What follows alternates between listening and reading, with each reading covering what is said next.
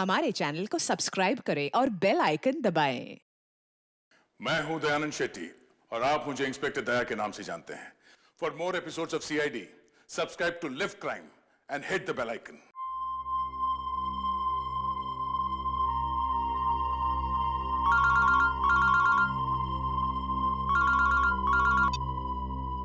Hello, मैं बोल रहा हूँ, काम हुआ क्या?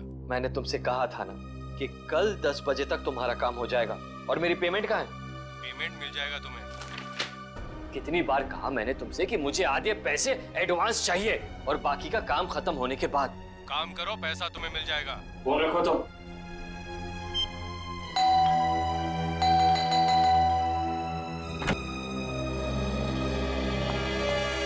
कविता, क्या बात है? इतनी घबराई भी क्यों हो? कविता,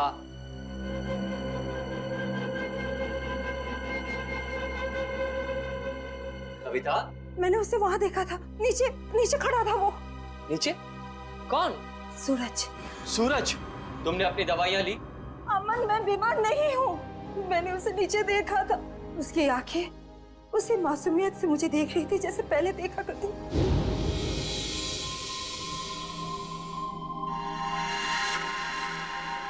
सूरज, सूरज तुम वापस आ गए। मैं जानती थी कि तुम आओगे। ये खून?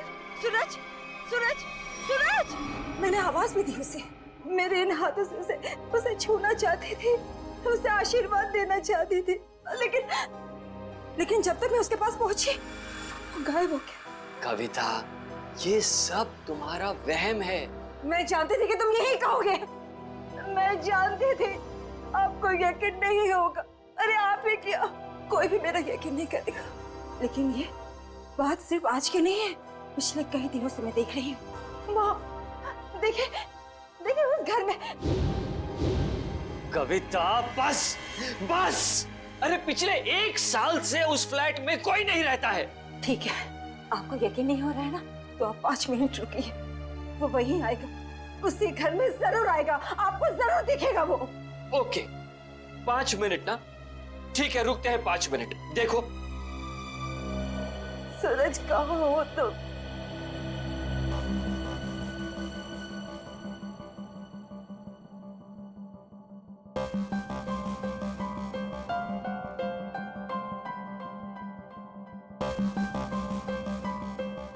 लो, हो गए तुम्हारे 5 मिनट।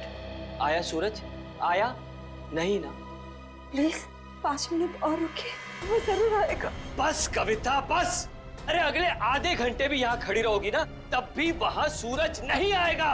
तुम्हारे पास ये सब फजूल की बातों के लिए फुर्सत है, मेरे पास नहीं।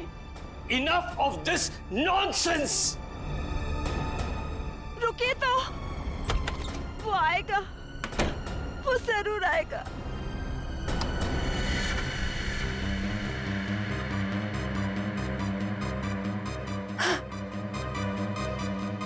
अमन, अमन जल्दी आइए। सूरज, वो देखिए सूरज।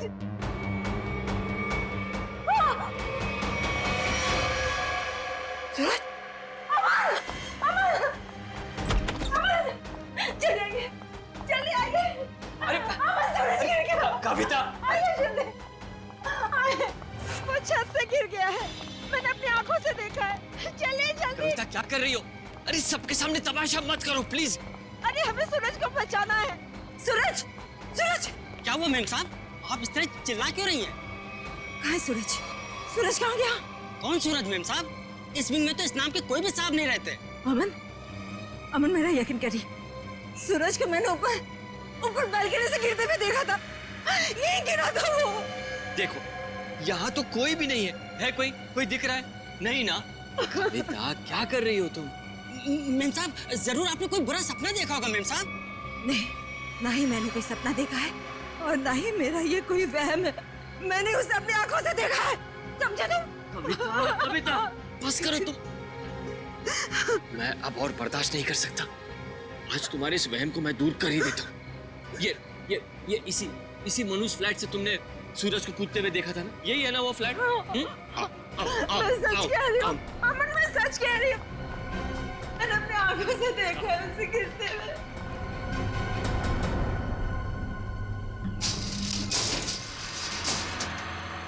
ये लो, अपनी आंखों से देख लो, यहाँ ताला लगा हुआ है। कविता, मैंने तुमसे कहा ना कि ये फ्लैट 1 साल से बंद पड़ा हुआ है। नहीं साहब, साहब बिल्कुल ठीक कह रहे हैं। ये घर पिछले 1 साल से बंद ही पड़ा हुआ है। नहीं, ये तुम सबकी चाल है।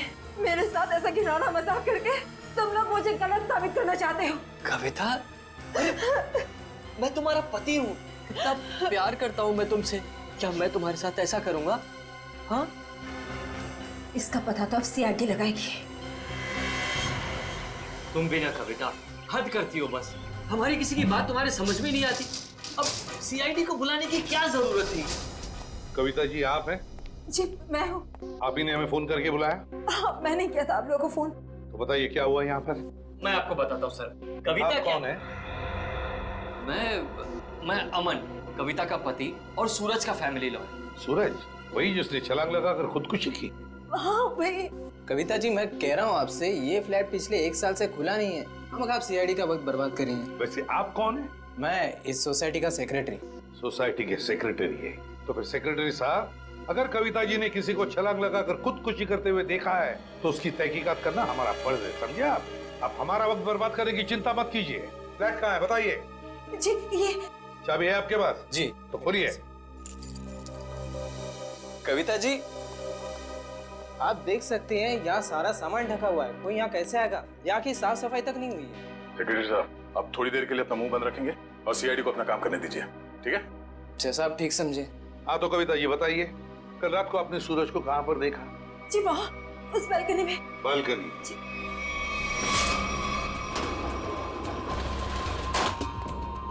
आइए बताइए, सूरज को कहाँ देखा था आपने? यहाँ खड़ा था। यहाँ पर? आज सर ये सब कल की बात नहीं, पिछले कई दिनों से मैं उसे यहीं देख रही हूँ। पर कविता जी ये हो कैसे सकता है? ये फ्लैट को बाहर से ताला लगा हुआ था और ये फ्लैट 6ठे माले पर है। भले ये फ्लैट 6ठे माले पर हो या 7वें माले पर, लेकिन यहाँ पर कोई तो आया था जरूर। कल रात को यहाँ पर कोई था, समझे? पर ये आप इतनी यकीन के साथ कैसे कह सकते हैं? ये मैं नहीं कह रहा हूँ, इस रेलिंग पर जो धूल जमी हुई है ना, ये हमें बता रही है। पर ये हो कैसे सकता है? कोई तो आया था यहाँ पे बालकनी में। ये बालकनी की रेलिंग पे ये मिट्टी देख रहे हो? यहाँ पे मिट्टी साफ है। ऐसा लगता है कोई यहाँ पे था जिसने इस रेलिंग के साथ छेड़छाड़ की। अब आप लोगों को मेरी बात पर यकीन हुआ ना सर? देखा अमन, मैं सच कह रही थी। एक मिनट। अगर किसी ने यहाँ से खुदकुशी की होती तो उसकी लाश कहाँ है? और इतने ऊपर से कूदने के बाद जमीन पर गिरते ही उसका सर फटा होगा, खून निकला होगा। जमीन पर ना उसकी लाश मिली, ना जमीन से खून के निशान। और तो और वॉचमैन तो कुछ देखता।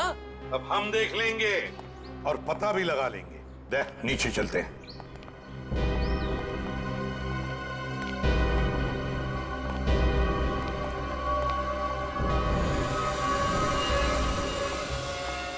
आश्रय, कोई खून के निशान दिख रहे क्या? नहीं सर, अब तक तो यहाँ कुछ नहीं मिला है।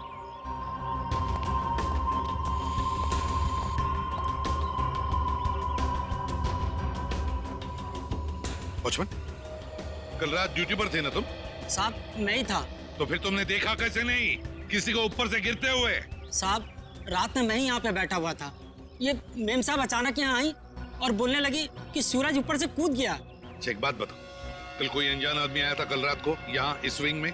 नहीं साहब, इस विंग में जो लोग रहते हैं वही लोग आए थे साहब। आप चाहें तो मैं आपको रजिस्टर भी दिखा सकता हूँ साहब। सर हाँ? सर खून के कोई ट्रेसेस नहीं मिले वहाँ पे। ऐसे कैसे हो सकता है? आप लोगों को कुछ सबूत मिला है ना बालकनी में किसी की मौजूदगी का? मैं सच कह रही हूँ सर, मेरा यकीन कीजिए। कविता जी हम आपका पूरा विश्वास कर रहे हैं, आप सच बोल रही हैं। मैं तो सच बोल रही हूँ, लेकिन मुझे लगता है कि ये लोग झूठ बोल रहे हैं। क्या मतलब? शायद ये लोग मुझे झूठा साबित करना चाहते हैं। लेकिन क्यों गलत साबित करना चाहते हैं ये लोग? ऐसा ही है सर, मेरे आने से पहले इन लोगों ने लाश को ठिकाने लगा दिया होगा, खून भी साफ कर दिया होगा। मेरा यकीन कीजिए, मैं सच बोल रही हूँ। कविता, तुम सबके सामने पतंग खड़ा कर रही हो। एक मिनट सर, आप नहीं सर, मैं सच बोल रही हूँ। सर आप मेरी पत्नी की बातों को ज्यादा गंभीरता से मत लीजिए। दरअसल उसका दिमागी इलाज चल रहा है। दिमागी इलाज चल रहा है? क्यों, किस लिए? उसे हेलुसिनेशंस होते हैं सर। उसे ऐसे लगता है जैसे सब लोग उसके खिलाफ हैं। और जिस सूरज की वो बात कर रही है ना, उसकी तो 1 साल पहले मौत हो चुकी है। सूरज की मौत 1 साल पहले हुई थी? जी। अच्छा, और फिर भी इस बात का तो नजरअंदाज नहीं कर सकते ना कि आपकी पत्नी कविता ने किसी को ऊपर से छलांग लगाकर खुदकुशी करते हुए देखा है। एक बात बताइए, सूरज की मौत हुई कैसे थी? सर, सूरज ने फ्लैट से कूदकर आत्महत्या कर ली थी। वैसे आप कौन है? मैं सूरज का चचेरा भाई प्रतीक और ये मेरी पत्नी नताशा। एक बात बताइए, सूरज ने आत्महत्या क्यों की? सर, सूरज को अपने पिता से बहुत लगाव था और उनकी मौत के बाद उसके पास जिंदा रहने का कोई मकसद ही नहीं बचा था। कविता जी, एक बात बताइए, क्या आपने 1 साल पहले सूरज को कूदते हुए देखा था अपने घर से? तभी मैं इस शहर में नहीं थी सर। मेरे वापस आने के बाद मुझे बताया गया था, लेकिन मुझे यकीन ही नहीं हुआ। माँ बाप की मौत हर बच्चों के लिए बहुत बड़ा सदमा होती है, लेकिन इसका मतलब ये नहीं है कि आप अपनी जिंदगी का अंत ही कर दो। सर, मैं पूरे यकीन के साथ कह सकती हूँ कि सूरज जिंदा था। पिछले कई दिनों से मैं उसे देख रही थी। कविता, सर आप यकीन कीजिए सर। बस करो, तुम्हारी तबीयत ठीक नहीं है। हाँ? चलो घर चलो, तुम्हारे आराम का वक्त हो गया। अमन, मैं सच कह। एक्सक्यूज मी सर, सर, चलो चलो चलो चलो मेरे साथ, चलो। अमन, मैं सच बोल रही हूँ। सर, कविता आंटी को सूरज की मौत का बहुत गहरा सदमा लगा है, इसलिए उसके कूदने का दृश्य उनकी आंखों के सामने बार बार आता रहता है। सर, कविता आंटी की अपनी कोई संतान थी नहीं और वो सूरज को अपने बेटे समान मानती थी। सूरज को हॉस्पिटल कौन ले गया था? मैं, नताशा और अमन अंकल, हम तीनों मिलकर लेकर गए। सर, मैं भी था। आप? शेखर, सूरज के पिता का बचपन का दोस्त। कौन से हॉस्पिटल ले गए थे सूरज को? Sir, city hospital. City hospital. Suraj की मौत 1 साल पहले हुई है, तो पता लगाना पड़ेगा कि लोकल पुलिस स्टेशन का कौन सा ऑफिसर उस केस को देखता था और फिर उससे लेकर सिटी हॉस्पिटल जाना पड़ेगा। 16 दिसंबर 2012 की रात थी जब सूरज को इस हॉस्पिटल में लाया गया था। काफी नाजुक हालत थी उसकी, कंधा टूट गया था उसका, सर पे भी गहरी चोट आई थी। लग नहीं रहा था कि वो बचेगा। लग नहीं रहा? बिल्डिंग से कूद के उसकी मौत हो गई थी ना? मौत? नहीं सर, इस हॉस्पिटल के डॉक्टर इतने काबिल थे, उन्होंने उसको बचा लिया था। क्या सूरज जिंदा है? नहीं सर, वो मर चुका है। अरे अभी अभी तो तुम कह रहे थे कि डॉक्टरों ने उसे बचा लिया था। सर, वो बच गया था और उसके जीने की पूरी तमन्ना खत्म हो चुकी थी। हॉस्पिटल से ऑपरेशन के 3 दिन बाद ही वो हॉस्पिटल से भाग गया और फिर ओडाला के ब्रिज से जाकर उसने आत्महत्या कर ली। ओडाला ब्रिज? मतलब सूरज की मौत बिल्डिंग से कूदने से नहीं, ओडाला ब्रिज से कूदने से हुई है। मगर सर, सूरज के घर वालों ने हमसे झूठ क्यों कहा? क्या, उसका तो पता हम लोग लगा ही लेंगे। पहले जरा उस डॉक्टर से मिलते हैं जिसने सूरज की जान बचाई थी। सूरज का ऑपरेशन डॉक्टर रेणुका ने ही किया था। डॉक्टर रेणुका? जरा बुलाइए उन्हें। पर अब डॉक्टर रेणुका इस हॉस्पिटल में काम नहीं करती हैं। काम नहीं करती? क्या मतलब? सर, जिस दिन सूरज हॉस्पिटल से भाग गया था उस दिन डॉक्टर रेणुका भी हॉस्पिटल में आखिरी बार ही दिखी थी। सर, हो सकता है डॉक्टर रेणुका ने ही मदद की हो सूरज की हॉस्पिटल से भागने में, क्योंकि इतनी गहरी चोट लगने के बाद कोई आदमी अकेले तो भाग नहीं सकता। ठीक है। जब सूरज का ऑपरेशन हो रहा था तो आप भी थी ना ऑपरेशन थिएटर में? हाँ सर, सूरज का बच पाना तो लगभग असंभव था, मगर डॉक्टर रेणुका ने तो कमाल कर दिखाया। उन्होंने सूरज की जान बचा ली। हॉस्पिटल में सब लोगों ने उनकी तारीफ भी की थी। जब सूरज इतना घायल था तो वो हॉस्पिटल से भागा कैसे? आपके हॉस्पिटल की सिक्योरिटी ठीक नहीं लगता है? पता नहीं सर कैसे भाग गया। डॉक्टर रेणुका ने तो उन्हें नींद का इंजेक्शन भी दिया था। लगभग 3 घंटे तक तो उन्हें होश ही नहीं आना चाहिए था। ठीक है, आप जरा हमें रेणुका जी के सारे डिटेल्स दीजिए, सारे रिकॉर्ड्स। ओके ओके सर, मैं अभी लेकर आती हूँ। रेडी? पता करो उस रात सिक्योरिटी में कौन था, लेके आओ। सचिन, आप इनके साथ होडाला ब्रिज जाओ, देखो कहाँ से छलांग मारी थी उस सूरज ने। सर आइए। आदे? नहीं, अभी तो मैं हॉस्पिटल में ही हूँ। हाँ, कुछ हैरत अंगेज चीजें पता चली है, मिलके बताता हूँ मैं। Okay okay, bye. सर, उस रात ये वॉचमैन ड्यूटी पे था। एक घायल आदमी हॉस्पिटल से भाग गया है? ड्यूटी पे सोते हो क्या? साहब, मैंने उसे रोकने की पूरी कोशिश की थी, लेकिन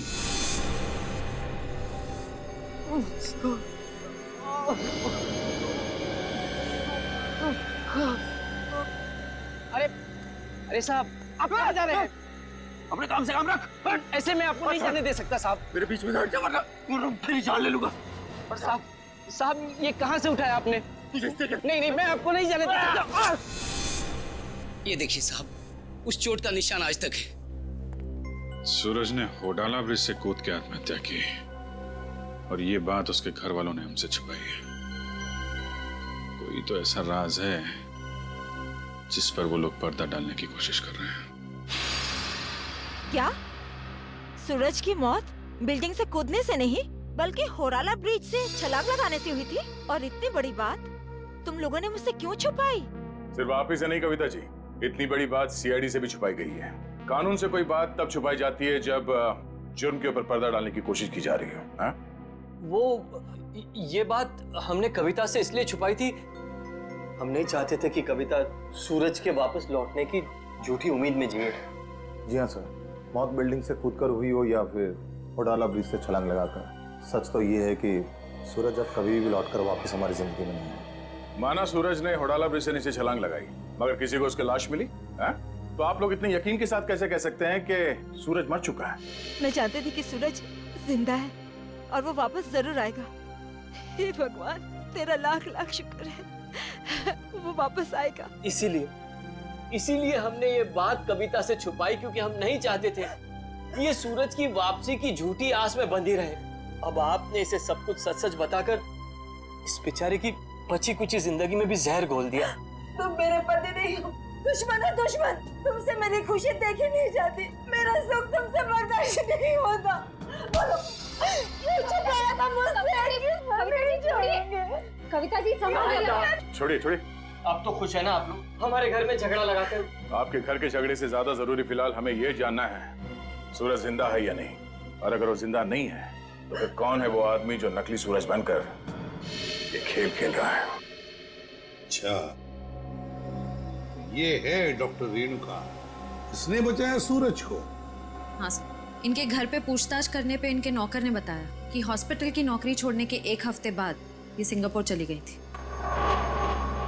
हॉस्पिटल से नौकरी छोड़ने के बाद ये सिंगापुर चली गई, तो फिर कभी न कभी तो वापस आती होगी। नहीं सर, वापस आना तो दूर की बात है, इन्होंने एक फोन तक नहीं किया। अरे, एक फोन तक नहीं किया? बड़ी अजीब बात है। कोई अपना घर नौकर पर सौंप जाता है तो कभी न कभी फोन करके पूछताछ तो करता है घर की हालत के बारे में। हाँ सर, पर इन्होंने ऐसा बिल्कुल नहीं किया। और सर, नौकरों की पगार हर महीने सीधे उनके अकाउंट्स में डाल दी जाती है, वो भी कैश। नहीं, कुछ और ही चक्कर है, कुछ और ही चक्कर है ये। सर ये धीरज, इन्होंने सूरज को होडाला ब्रिज से कूदते हुए देखा था 1 साल। क्या तुम्हें पूरा यकीन है कि वो सूरज ही था? जी सर, पुलिस ने उस वक्त उसकी फोटो दिखाई थी, वही सूरज था। क्या यही था वो? हैं? जी सर, यही सूरज था। अगर तुमने सूरज को ब्रिज से कूदते हुए देखा तो तुमने उसे बचाने की कोशिश क्यों नहीं की? रोका क्यों नहीं उसे? सर, मुझे नहीं मालूम था कि ये कूदने वाला है। मैंने समझा कि बस यूं ही टहलने के लिए आया होगा। जब तक मैं कुछ समझ पाता, इन्होंने वहां से छलांग लगा दी। कब हुआ ये? सर, रात तकरीबन 1 बजे की। रात के 1 बजे? तो क्या मैं पूछ सकता हूँ कि रात के 1 बजे आप वहाँ क्या कर रहे थे होडाला ब्रिज पर? सर, वो क्या है ना कि मैं एक लेखक हूँ। जब कभी कहानी लिखते लिखते अटक जाता हूँ तो वहाँ टहलने के लिए निकल पड़ता हूँ, इस उम्मीद से कि शायद कोई नई प्रेरणा मिल जाए। लेकिन जब से ये हादसा हुआ है ना सर, मैंने उस ब्रिज पे जाना बंद कर दिया है। वैसे आप लिखते क्या है? सर, मैं उपन्यास लिखता हूँ, नोवेल्स। ठीक है धीरज, थैंक यू वेरी मच, तुम जा सकते हो। अगर जरूरत पड़े तो हम तुम्हें फिर से बुला लेंगे। सर, ये होडाला ब्रिज के नीचे के पानी का बहाव बहुत तेज है सर। अगर कोई भी आदमी ऊपर से नीचे गिरता है तो उसका बचना अब नामुमकिन है सर। और तो और सर, पुलिस वालों ने उस जगह की अच्छी तरीके से छानबीन करवाई थी गोताखोरों से, लेकिन सूरज की लाश नहीं मिली थी सर।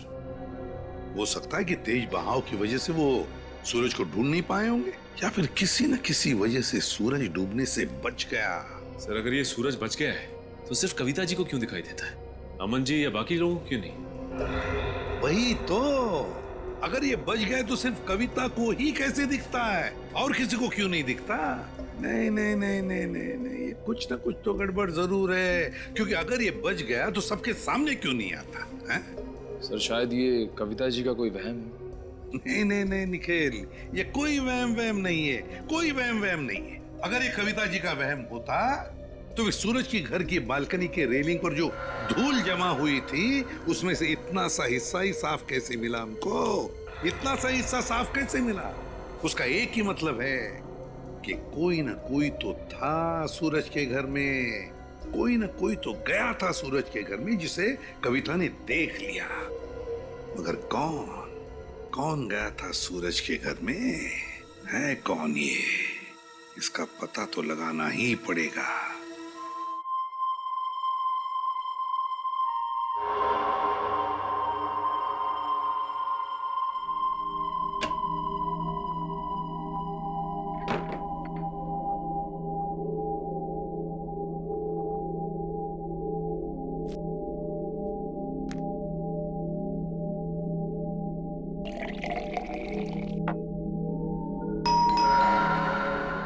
इस वक्त कौन हो सकता है?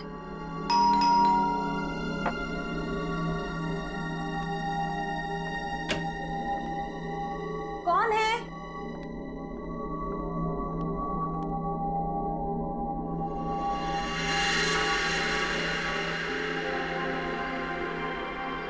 सूरज, सूरज, आज सबके मुंह पे ताला लग जाए। हाँ, सूरज, अब कहाँ चले गए? सूरज कहाँ? सूरज बंद करो ये मजाक, कहाँ हो तुम? सूरज आ जाओ अभी।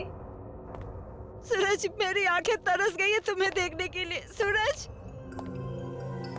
सूरज कहाँ हो सूरज तुम?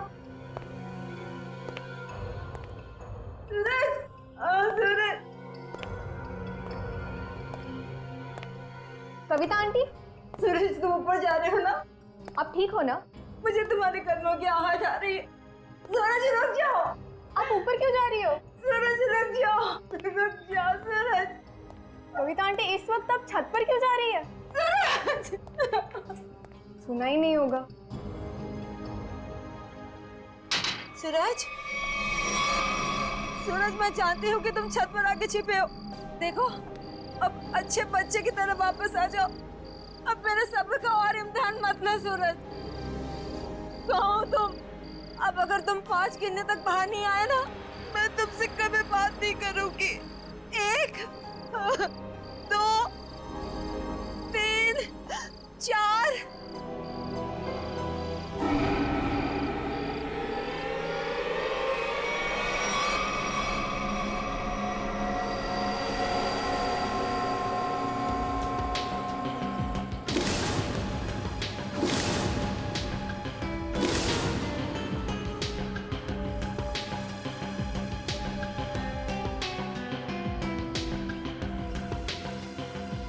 तुम इस विंग के वॉचमैन हो ना? जी साहब। कैसे हुआ ये सब? साहब, कल रात तकरीबन 2 बजे मुझे किसी की चीख सुनाई दी।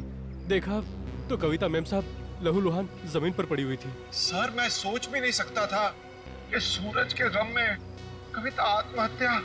पता नहीं आजकल के लोग इतना कमजोर क्यों हो गए। दुख बर्दाश्त करने की किसी में भी शक्ति नहीं रही। सर, सही है, देखिए।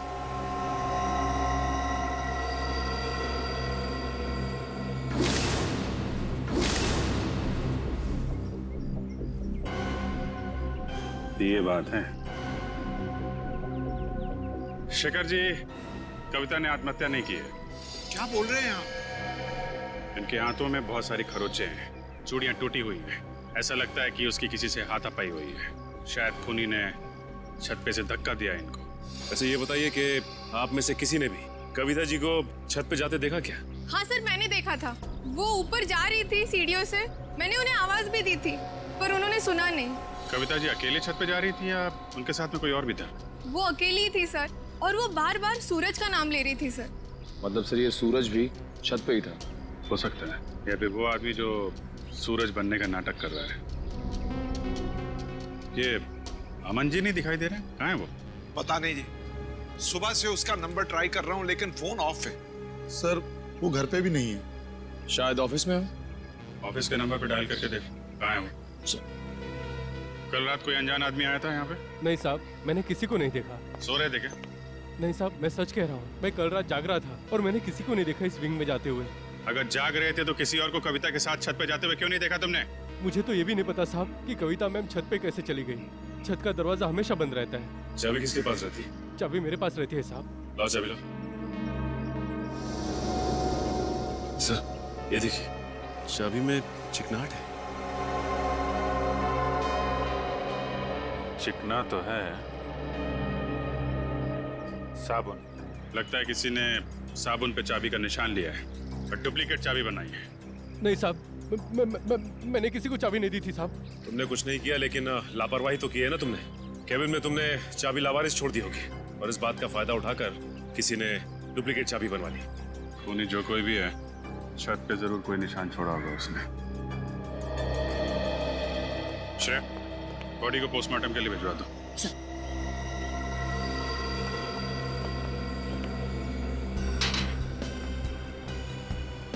यहां से गिरी है।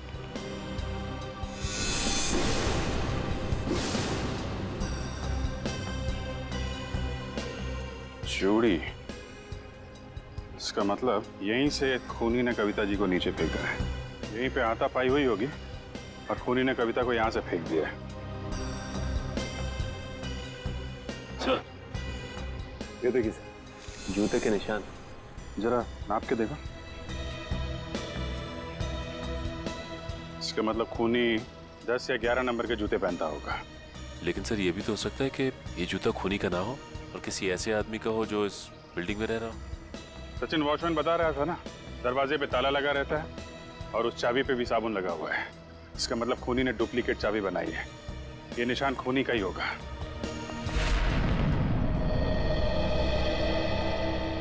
क्या पता चला ऑफिसर? सर, उनके ऑफिस ने बताया कि अमन जी कल दिल्ली जाने वाले थे कॉन्फ्रेंस के लिए, लेकिन वो दिल्ली पहुंचे ही नहीं। दिल्ली पहुंचे ही नहीं? हाँ सर, उनकी फ्लाइट की टिकट ही बुक थी, लेकिन वो मुंबई एयरपोर्ट तक ही नहीं पहुंचे। सर, कहीं ऐसा तो नहीं कि अमन जी ने ही कविता जी को? कैसी बात कर रही हैं आप? अमन कविता से बहुत प्यार करता था और वो कविता के लिए अपनी जान तक दे सकता था। ऐसी बात है तो फिर अमन गायब क्यों हो गया? बीवी की मौत हो गई और पति लापता? सर, मुझे शुरू से ही अमन के हाव भाव कुछ ठीक नहीं लग रहे थे। क्या मतलब? सर, अमन जी शुरू से ही हमारे परिवार के वकील रह चुके हैं। सूरज के माता पिता की मौत के बाद उन्होंने कभी किसी को बताया ही नहीं कि जायदाद का बंटवारा कैसे होगा। सर, मुझे लगता है अमन के दिल में खोट है। वो खुद ही सारी जायदाद हड़पना चाहता है। और हो सकता है कविता आंटी को सूरज बन के डराने के खेल में उन्हीं का हाथ हो। खैर, अमन इसमें शामिल है कि नहीं ये तो हम लोग पता लगा ही लेंगे, लेकिन ये बात तय है कि ये सारा खेल जायदाद की वजह से ही रचा जा रहा है। सूरज अगर बिल्डिंग में आया था तो आसपास जरूर किसी ने देखा होगा। हाँ सर, सामने पान की दुकान है सर। अरे भाई सुनो। आइए साहब, 4 पान लगा देता हूँ। मैडम के लिए मीठा पान, चेरी वाला। अरे नहीं, पान बाद में खाएंगे, थोड़ी बात कर लेते हैं पहले। हाँ जी, कहिए। अच्छा, ये बताइए कि आपकी दुकान कितने बजे तक खुली रहती है? सुबह 9 से रात के 11 बजे तक। क्या आपने इस आदमी को कल इस इलाके में देखा था? अरे आप लोग तो ऐसे बातें कर रहे हैं जैसे आप लोग सीआईडी वाले हैं। ठीक पहचाना आपने? अरे आप तो सचमुच में सीआईडी वाले हैं। देखा था इसको? जी साहब, कल रात को इस आदमी को देखा था। ठीक से याद है तुम्हें? कोई धोखा तो नहीं हो रहा? जी साहब, मेरी नजर 6x6 की है, कभी धोखा नहीं खाती। मतलब सर, सूरज जिंदा है? इसका मतलब वो जो जूतों के निशान हमें बिल्डिंग की छत पे मिले थे वो सूरज के थे और उससे नहीं कविता को मारा है। मतलब सर, ये जुर्म अमन और सूरज दोनों मिलके कर रहे हैं। ये भी तो हो सकता है कि कविता जी का खून सूरज ने किया और अमन को जबरदस्ती ले गया अपने साथ। लेकिन सर, कविता जी तो सूरज के लिए उनकी माँ की तरह थी। फिर उन्होंने कविता जी को छत से क्यों गिराया होगा? साहब, क्या इस आदमी ने किसी को छत से धक्का दे दिया? शायद किसी का खून किया है इसने। और कुछ जानते हो इस आदमी के बारे में? जी साहब, इसने अपनी कार गलत जगह पार्क की थी। टोइंग वाला आया और कार उठा के लेके चला गया। कहाँ पे पार्क की थी गाड़ी? वहाँ साहब, वहाँ खड़ी थी। XYZ 040925।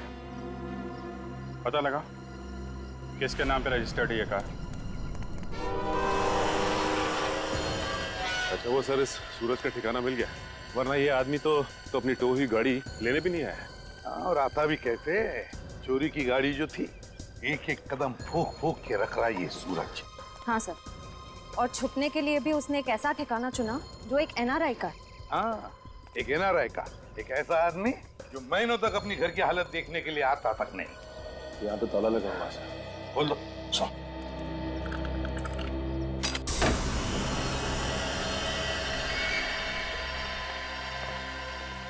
इस कमरे में से तो बहुत बुरी तरह से बदबू आ रही है। ऐसा लगता है जैसे कोई लाश है। कोई लाश ही सड़ी है इस घर में। ढूंढो, देखो कहां पर है वो लाश।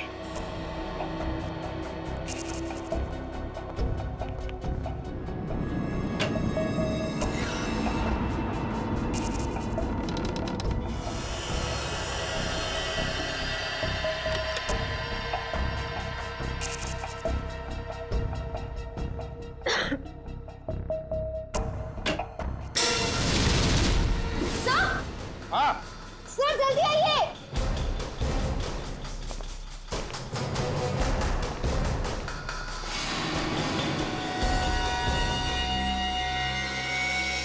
अरे, ये तो रेणुका है।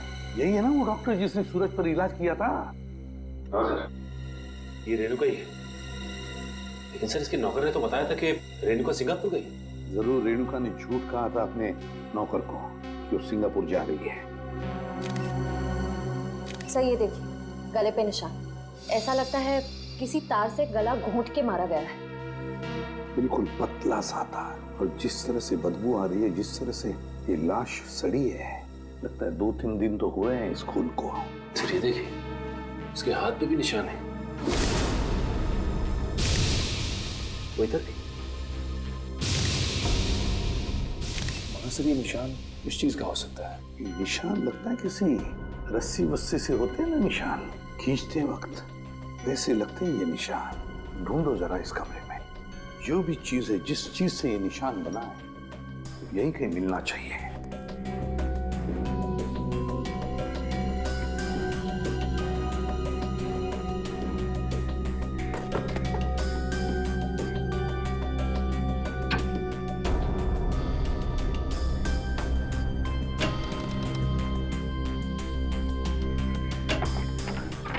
माय गॉड, सचिन ये देखो क्या है यहाँ पर कबर्ड में। डमी।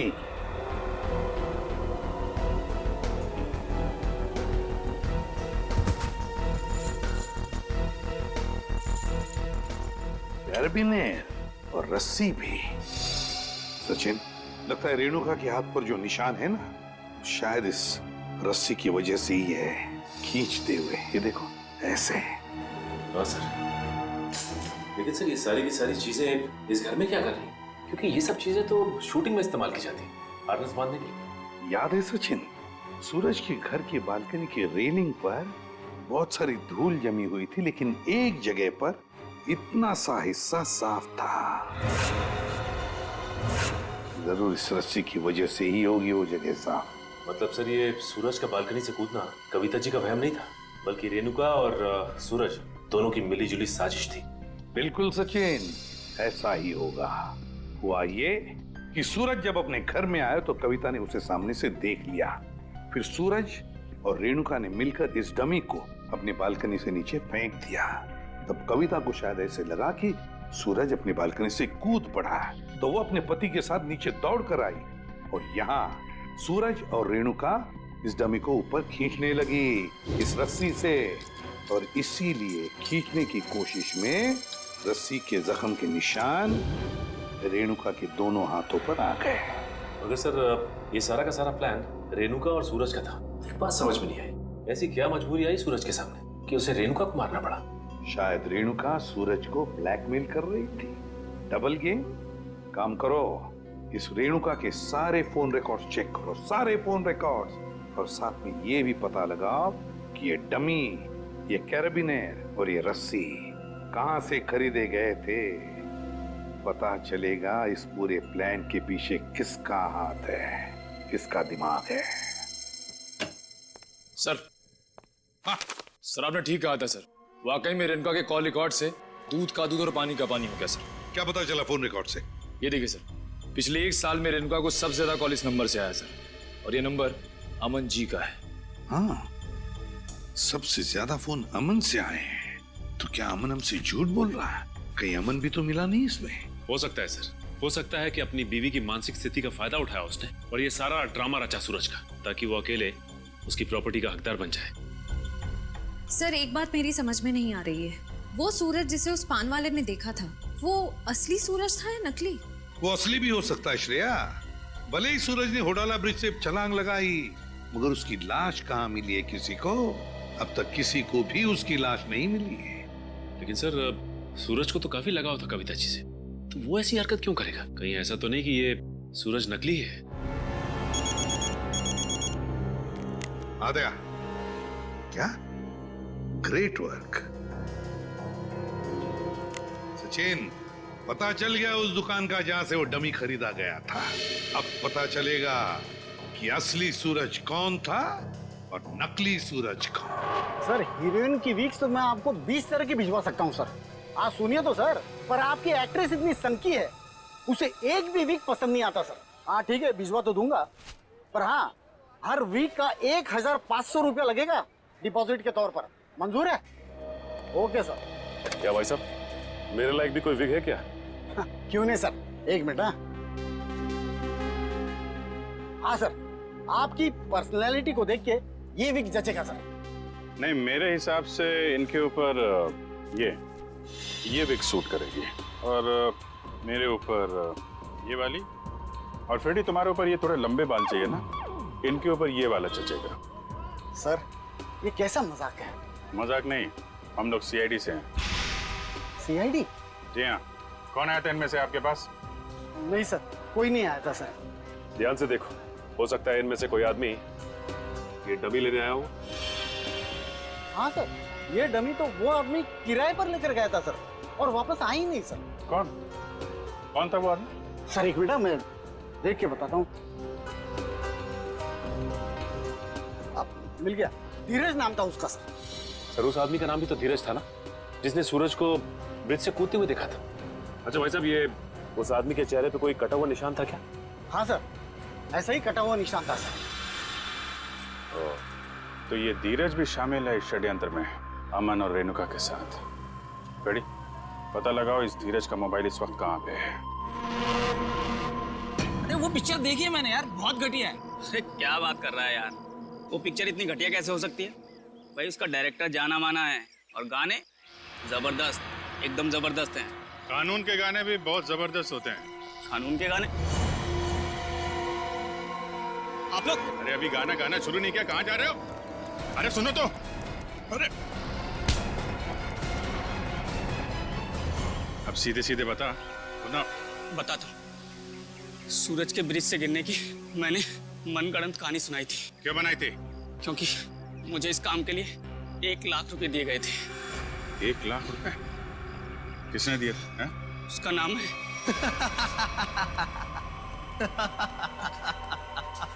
क्यों किया तुमने कविता के साथ ये सब? और मुझे यहाँ इस तरह बांध कर तुम्हें क्या मिलेगा? सुकून, ढेर सारा सुकून। ठीक उसी तरह जिस तरह मौत की दुनिया से निकलकर जिंदा लोगों की दुनिया में आकर मिलता है, वो सुकून। बकवास बंद करो। ना तुम कभी मरे थे और ना ही तुम सूरज हो। बहरूपिये हो तुम, बहरूपिये। अरे बाप रे, तुम्हें तो सब पता है। क्या है ना कि इतनी बातें जानना तुम्हारी सेहत के लिए ठीक नहीं है, तो मैं सोच रहा हूँ कि तुम्हारी सारी तकलीफें मैं दूर कर ही देता हूँ। ये क्या कर रहे हो तुम? रुक जाओ जतिन, इसकी टिकट काटने से पहले इसे देख लेने दो कि ये सारा खेल किसका रचा हुआ है। तुम? हाँ मैं कभी सोच भी नहीं सकता था कि इस सब के पीछे तुम हो। तुम्हारे सोचने की शक्ति वैसे भी कभी कुछ खास रही नहीं, और अब अपने जीवन के आखिरी पलों में अपने दिमाग पर जोर डालना बंद करो। हम ही सब कुछ आपको बता देते हैं। क्यों जतिन? क्या है ना कि तुम्हारे मरने के बाद मैं कोर्ट जाऊंगा, सूरज बनकर सरकारी कागजों पर दस्तखत करूंगा। फिर क्या है, सारी जायदाद हमारी। क्यों बॉस? अरे तुम लोगों को प्रॉपर्टी चाहिए थी तो मुझसे पहले ही कह देते। कविता की जान लेने की क्या जरूरत थी? बहुत अफसोस है कविता की मौत का। जतिन चलो, अब देर मत करो, इसे भी भेज दो कविता के पास, भेज दो। Yes boss.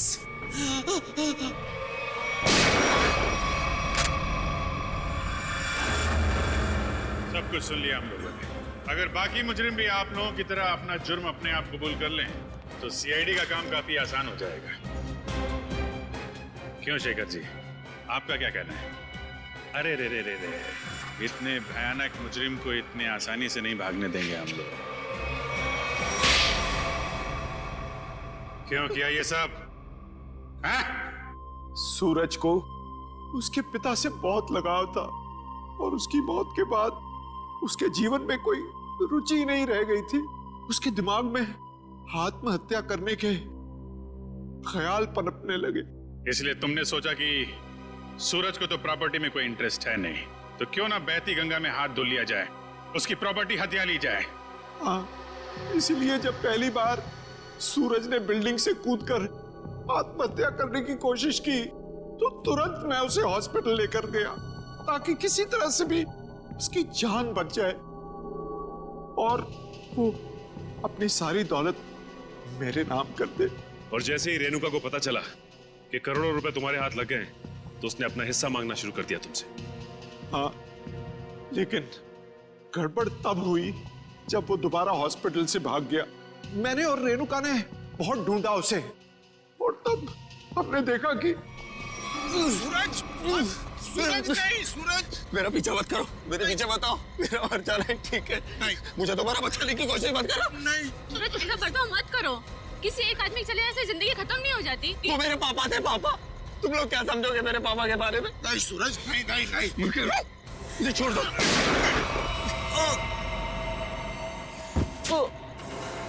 क्या सूरज को तुमने मार डाला?